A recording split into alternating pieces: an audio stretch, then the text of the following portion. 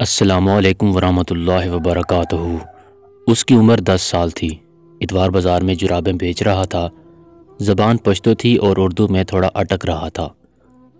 Stall شاید باپ یا چاچے نے لگا کے دیا تھا۔ یہ کوئی گھنٹہ پہلے کی بات ہے۔ میں نے ایک جراب اٹھائی۔ کتنے کی ہے؟ 80 کا ایک، 150 کا دو۔ میں نے ناپی تو سائز کچھ چھوٹا لگا۔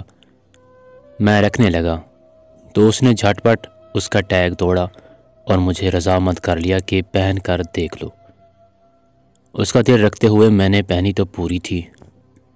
میں نے الگ الگ رنگوں میں 5 جوڑے لے لیے۔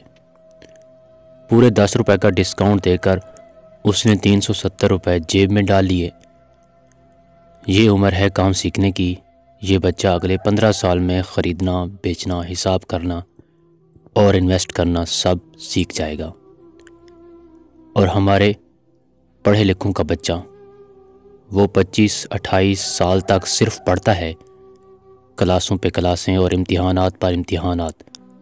اس کے بعد وہ کام کے لیے بازار میں نکلتا ہے اور اس پر یہ قیمتی راز آشکار ہوتا ہے کہ اس نے جو کچھ پڑھا تھا وہ فضول تھا۔ نہ تو اپنے کاروبار کے لیے درکار تجربہ اس کے پاس ہوتا ہے اور نہ ہی حقیقی مالیاتی ذہانت۔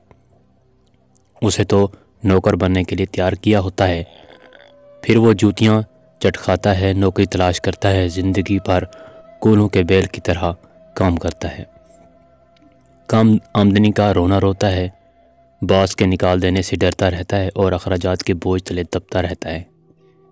اپنے ارد گرد دیکھیے، بہت سے سوٹڈ بوٹڈ ٹائی لگائے، پرفیوم چھڑکے لوگوں کے چہروں کے پیچھے پریشانی کی دبی تحت دکھائی دے گی۔ مزے کی بات ہے کہ یہ پریشانی ان کی اپنی نہیں، ان کے باس کی ہے۔ کہتے ہیں تعلیم شعور دیتی ہے۔ جب یہ جملہ اعلیٰ تعلیم کے لیے ہو تو میں کہتا ہوں کہ پورا جملہ یوں ہے: تعلیم کسی کی مرضی کا غلامانہ شعور دیتی ہے۔